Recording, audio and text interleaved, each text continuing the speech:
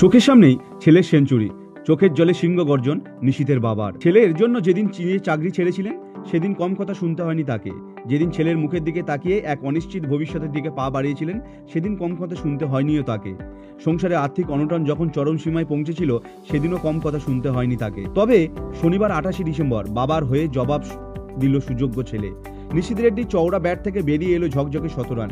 চোখের সামনে ছেলের সেঞ্চুরি দেখে আর নিজের আবেগ ধরে রাখতে পারলেন না মুত্তলা রেড্ডি। একদিকে চোখের জল ভেঙেছে বাঁধ, অন্যদিকে সিংহ গর্জনে চিৎকার করে যাচ্ছে। এ যেন এক অভূতপূর্ব দৃশ্য। একজন বাবার কাছে এর থেকে বড় প্রাপ্তি কি বার হতে পারে। মেলবোর্ন টেস্টে গোটা ভারতবর্ষের স্বপ্ন পূরণ করলেন নীতিশ। তবে এই যাত্রাপথ তার কাছে একেবারেই সহজ ছিল না। অন্ধ্রপ্রদেশে জন্ম, বাবা মুত্তলা রেড্ডি হিন্দুস্তান জিঙ্ক সংস্থায় কাজ করতেন, কিন্তু আচমকা উদয়পুরে তার ট্রান্সফার হয়ে যায়। সেদিন তিনি চাকরির সাথে উদয়পুরে চলে গেলে হয়তো নীতিশ আজকের দিনটা দেখতে পেতেন না। ছাড়তে হতো ক্রিকেট। ছেলের মুখের দিকে তাকিয়ে বাবা নিজের চাকরি ছেড়ে দেন। এরপর ক্রিকেট মাঠে লড়াইয়ের পাশাপাশি সাংসারিক আর্থিক অনটনের বিরুদ্ধে লড়াই শুরু হয়। সেই সময় নীতিশের বয়স ছিল 12 কিংবা 13। অনূর্ধ্ব 12 এবং অনূর্ধ্ব 14 ক্রিকেট খেলার সময় ভারতের প্রাক্তন ক্রিকেটার MSK প্রসাদের চোখে পড়েন নীতিশ। MSK প্রসাদের হাত ধরেই অন্ধ্র ক্রিকেট অ্যাসোসিয়েশনে এন্ট্রি নেন তিনি। মাত্র 17 বছর বয়স থেকে অন্ধের হয়ে ক্রিকেট খেলা শুরু করেন।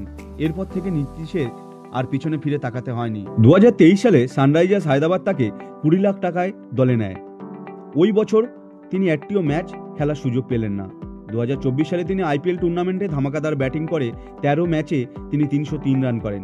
চলতি বর্ডার গাভাস্কার ট্রফিতে টিম ইন্ডিয়ার অভিষেক হয় নীতিশের। ইতিমধ্যে 17 রানের পাশাপাশি ভারতীয় ক্রিকেটারদের মধ্যে এই সিরিজে সর্বাধিক রান করে ফেলেছেন তিনি। পাশাপাশি মেলবোর্ন টেস্টে ফলোয়ানের লজ্জা থেকেও বাঁচিয়েছেন ভারতকে।